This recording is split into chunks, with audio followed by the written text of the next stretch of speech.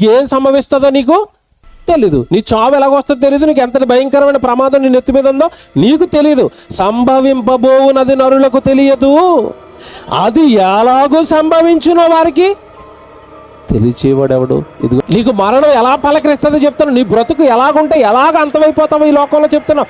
ఎవరు తెలియజేతురు? వాళ్ళకి ఎంతటి ప్రమాదం నెత్తి మీద ఉందో ఎవరు చెబుతారు?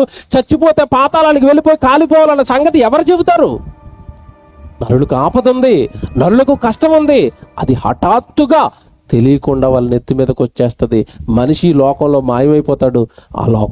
ఈ లోకాన్ని విడిచి ఆ పాతాళ లోకంలోనికి వెళ్ళిపోయి కాలిపోతాడు. మారనందుకు, దేవుడిని ఎరగనందుకు, దేవుడి కొరకు బ్రతకనందుకు.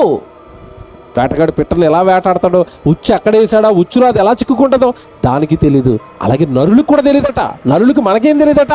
హఠాత్తుగా ఆ శుభకాలమున మీరు కూడా పట్టబడతారు. మీరు కూడా మరణం మిమ్మల్ని మింగేస్తుంది, వెళ్ళిపోతారు పాతాళానికి. భూమి మీద బ్రతుకు బాగుండగానే, శరీరంలో ఆరోగ్యం ఉండగానే, దేవుడి మాటలు నీకు వినబడుతున్నప్పుడే పాపాలు మానేయండి. పరిశుద్ధమైన దేవుడి కొరకు బ్రతకండి పరిశుద్ధంగా. ఎప్పుడు మరణం మిమ్మల్ని పలకరిస్తుందో తెలీదు. మరణం హఠాత్తుగా వస్తుంది. మనం మాయమైపోతాం ఈ లోకంలో నుంచి. మీ శరీరములను ఆయనకు సమర్పించండి. దేవుడికి నీ జీవితం ఇచ్చావు, దేవుడికి నీ దేహం ఇచ్చావు, దేవుడి కొరకు నీ కుటుంబం, దేవుడి కొరకు నువ్వు బాగా ఉపయోగపడుతున్నావు సేవకి, దేవుడికి మహిమ తెచ్చే పనులకి. అలా ఒకవేళ దేవుడికి మహిమకరంగా జీవించడానికి నీ దేహాన్ని గనక ఇస్తే, నీకు చావు వస్తే పరిస్థితి ఏంటో తెలుసా? భయపడవలసిన అవసరత లేదు. నీ ఆత్మేమో పరదేశికి వెళుతుంది.